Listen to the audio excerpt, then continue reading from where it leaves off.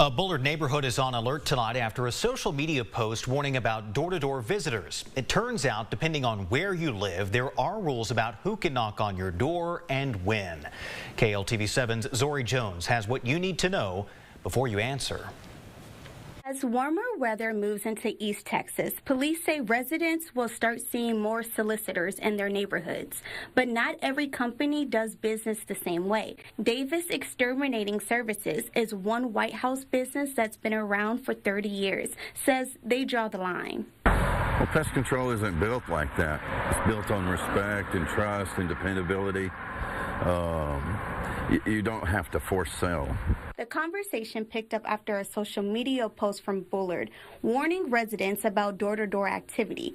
KLTV7 checked with several East Texas cities and found the rules can differ depending on where you live. Tyler, solicitors can knock Monday through Thursday between 10 in the morning and sunset. Bullard, White House, and Lindale require permits or have time restrictions.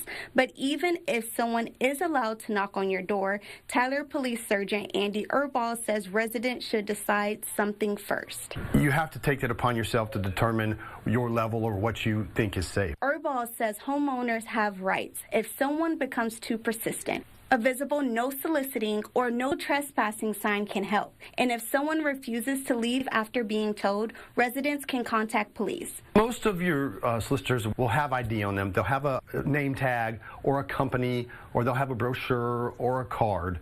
Knowing what to look for and what your rights can make all the difference. Davis Exterminating Services says that accountability starts with the company themselves. One good job at a time, and then your client starts speaking for you.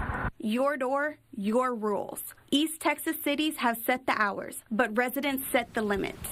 Zori Jones, KLTV 7 News. Now, it's also worth mentioning it is unlawful for door-to-door sellers to knock on your door if there's a no soliciting or no trespassing sign.